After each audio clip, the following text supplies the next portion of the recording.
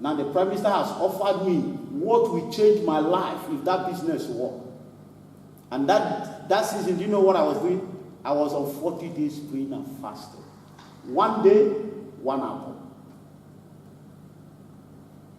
The hotel where they invited me and kept me, 5-star hotel, it had more than 3 rooms. The food I had with them at that time on the table was 5-course meal. You know what it means by 5-course meal? It's in 5 levels. Maybe you're eating lunch. That lunch is 5-course meal in 5 levels.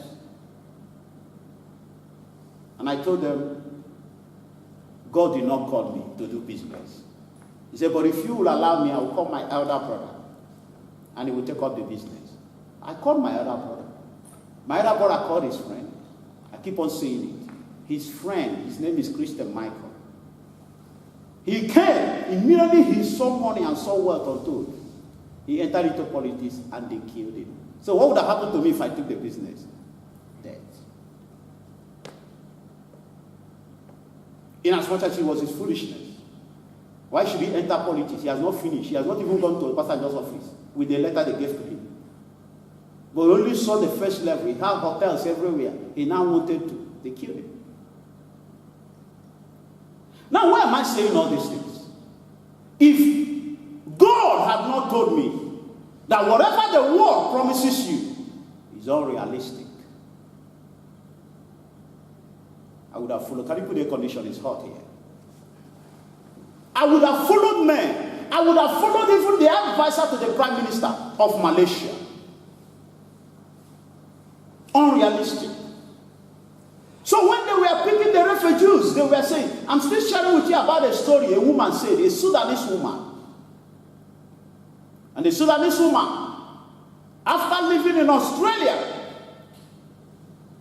for a couple of years, she sat down and lamented. Hear what I'm telling you. I'm not afraid of any man. My only fear is I can never, a kind of sin against God. I don't want to go to hell. Hell and heaven is real. Are real. I cannot because of mine. The Sudanese woman sat down and lamented. He said, I've noticed something. I said, actually, what came to Africa to pick them were the snake, the dragon,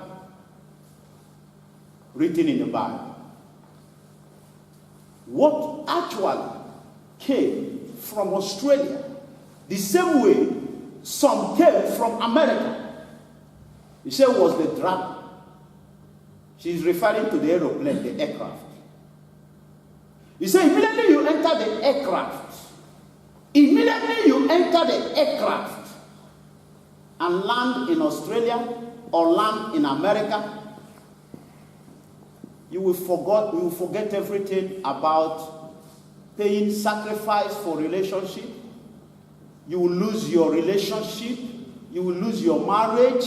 You will lose your children. That's what the aircraft. You will be in that belly. You will be, when you are in the belly of that aircraft, it will turn your mind and tell you, as you are going to Australia now, you are now one person. You are no more a family. You are now one person. You are no more a family. And that's what that dragon does. When you enter the aircraft, if your relationship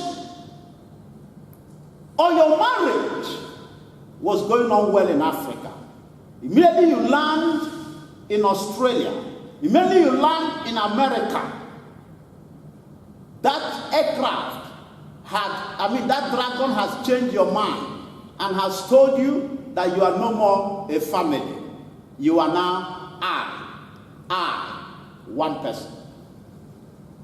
Some of the people that heard the woman lamenting, using the eyes of an elderly woman, understanding the culture, how beautiful our culture is in having extended family and extended relationship. She lamented. She said, look at our children now.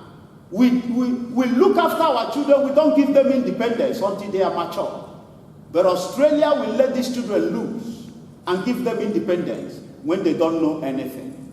They promise us to look after us, but we are losing our future. We are losing our children.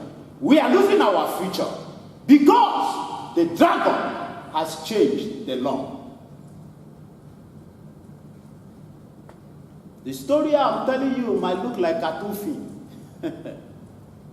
But if you are a parent, I know some parents here that have committed suicide because they try to look after their children the way they were brought up. In the culture, which is very good, but civilization that makes you only think of your personal joy. But let me tell you, you can never have personal joy until you sacrifice your joy for another. You can now have true joy in life. True joy comes in sacrificing your joy. I know families, I know pastors here. They try to, no, my daughter, why are you watching that pornographic film? Why are you watching it in your room? He said, get out, this is not your room, this is my room. A man will be looking at his son or daughter going to hell. And the next thing, if he comes into the room again, the girl will call police for him. The boy will call police for his father. One of the pastors, I saw him sat down, lamenting and crying like a baby. And the next 2 hours, police was there to arrest him. Before you know it, look at what is happening now. Look at everywhere, they call it African gang. They call it what? Unrealistic of the world realities. They say it's real. We are going to give you, we are going to do, we are going to. Why are they making that mistake? Why is it that they will never realize it? Because there are only 2 things in this life that are real. And if you don't marry these 2 things, there is no promise you make to any man that will come to pass, except you are married to do this thing. 1, Jehovah. 2, his promises. These are the 2 things that are real. Unrealistic of the world's realities. Why are we reading the story of Michal, the daughter of Saul? Why are we talking about this woman? David married her. King Saul was like the world leaders now. Worldly standard. David didn't even go to propose to Michal. It was Saul that said, if you give me the head of these people, or if you give me the head of Goliath, I will give you my daughter. Saul as a king, Saul as a first world country, promised Michal that your future is bright. And you will read in the Bible and you find out that Michal was among the children of Saul that took the character of Saul, pride.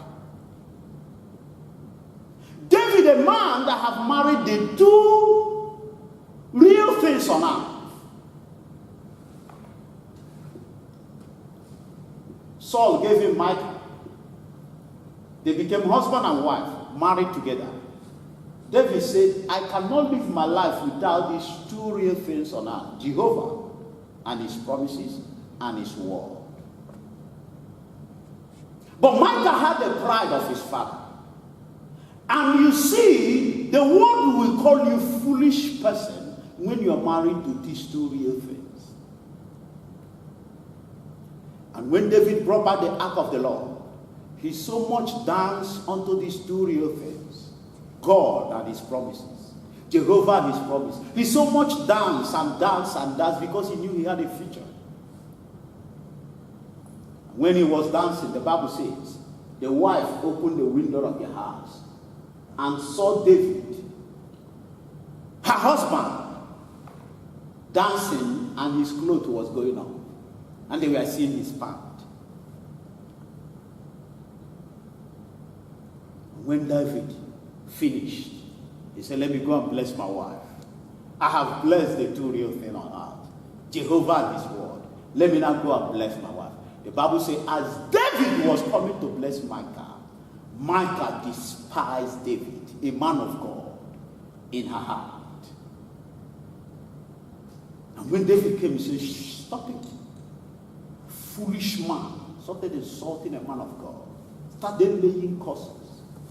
Foolish man. Why were you dancing like a fool? Why is it that you danced and you didn't know that your skate was going on? Why is it that you went and exposed your nakedness? All in the name of dancing for the two real things on earth, Jehovah and his word, the ark of the Lord. David said, what? I danced according to my heart, the joy in my heart, to the two real things on earth. And you are insulting me because of it. He says, sweetheart, I will do it again and again and again, as long as, because my life depends on it. Looking unto Jesus, the author and the finisher of my faith. Woe unto any man that trusts in man. Micah said, leave my house. He says, it's not your house. He said, yes, my father, Saul, is the king. Say, it can't be your house. God has made me the king of Israel. Maybe Micah wanted to fight you. Maybe Micah wanted to do anything. The Bible said David left her. And as David was leaving her, listen, Micah is the only woman, because the Bible has called her barren. She's the only woman in the Bible that the God legally gave that position as a barren woman. He said, none shall be barren among you except Micah in the whole Bible. Because she despised the man of God. And the man of God came to bless him. And he sent the man of God away angrily. The man of God took his blessing. And taking away his blessing from Micah made Micah barren.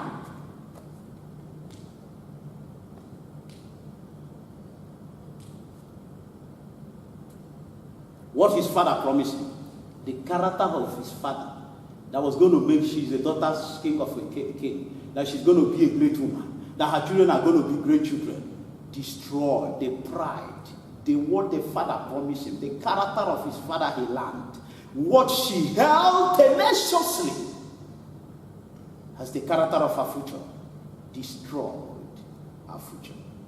Unrealistic of the, what has the king of this earth promised you? Like King Saul promised his daughter.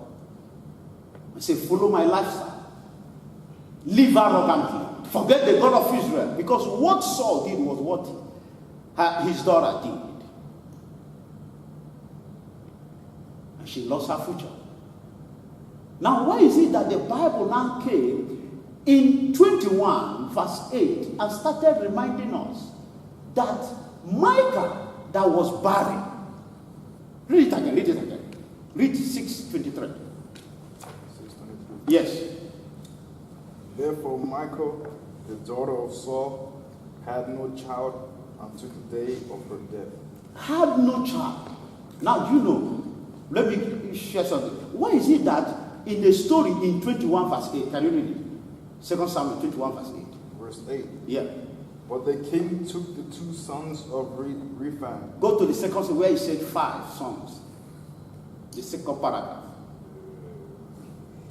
I mean the second statement.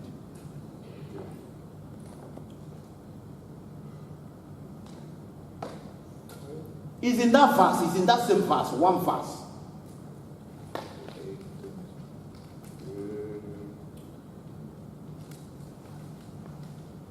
Jesus. It's in the same verse you read now. Just down, go down the seconds. In the 5 sons of Micah, good, the daughter of Saul, whom she brought up for Adriel, the son of. Now, do not see. Now, this was after it has been confirmed that Micah barren. Now, why is it that Bible brought an account that Micah later had 5 sons?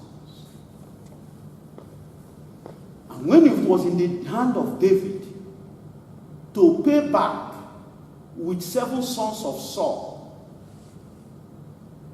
to the Gibeonites that entered covenant with Joshua, why is it that David picked the 5 sons of Micah? You see, if you want to say something, that's great. It shows you are learning. Listen. The Bible brought that picture to show us that the greatest desire of Micah in life was to have children. Are you getting my point? That's why the Bible brought out this. The greatest desire, why you are suffering, why you are laboring. I finished work today around 7 o'clock. And I'm here preaching. I have another appointment after church. And I'm coming back for evening. Why is it that I'm suffering? I'm suffering for something. I'm paying a price for something. What of if you are in the situation of Micah? And your father has promised you, your generation shall be blessed as a king that has pride. Don't forget how King Saul was anointed. 1 Samuel chapter 11 verse 1. 1 Samuel, he was anointed with a flask of oil, man-made oil. 1 Samuel chapter 16, look at how David was, verse 1 and 2. David was anointed with a horn, natural. Paul had pride. Paul is living on the worldly standard. It's man-made. Doesn't mean that the promises Australia made to you cannot be realized. It can only be realized if God is attached to it. But if God is not attached to it, it can never. See, anyone that does not love the Lord is cursed. Anyone that does not love the Lord is cursed. Unrealistic of the realities of this world. I'm preparing you for your future. Don't take this message for granted. Look at a daughter of a king. Nobody would have ever told her in her life that her greatest dream of having children would be disappointed. Nobody would have ever told Michael. She had all the money, all the Rolls Royce, all the jets to fly anywhere she wants. She had all the money to pay any doctor. She had all the technology. But nobody, her greatest desire in life is to have children. But when he despised the man of God, when he cursed the man of God, he did not only despise him in his heart. But the Bible says the problem was not that he cursed the man of God. The man of God has prayed and waited on the Lord to get a blessing to bless Micah. And the man of God was not coming to bless Micah. And Micah despised the man of God. How do you treat your pastor? What are you thinking about your pastor? And the Bible says, instead of David, because Micah despised and said, go away, barrenness overtook her. And Micah, after some time, went to her sister and said, sister, I want, give me some of your children. His sister said, no. He said, please. When I despised my husband, the Lord told me that I will not have any child again till I die. No need wasting time. Share with me your children.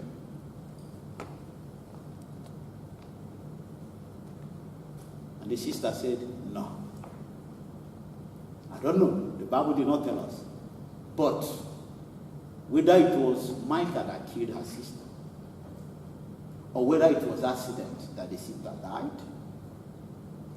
and that was now an opportunity for Micah, being a king, the king's wife, he took the 5 children from the husband of her sister. What she cherished most, even when she trickishly got her heart desire. But because the one that is real, that brings everything real, that makes everything real, has already told her, Micah, you will never, ever be with a child. Imagine your sister, your elder sister that is just like 30 years old, or 40 years old. She has already given birth to 5 boys. And she now died. You are still young. You took the children. You will say, what, even if I'm barren, it doesn't matter. I have my children now. Even if I'm barren, it doesn't matter. I have my children now. Unrealistic of the world's reality.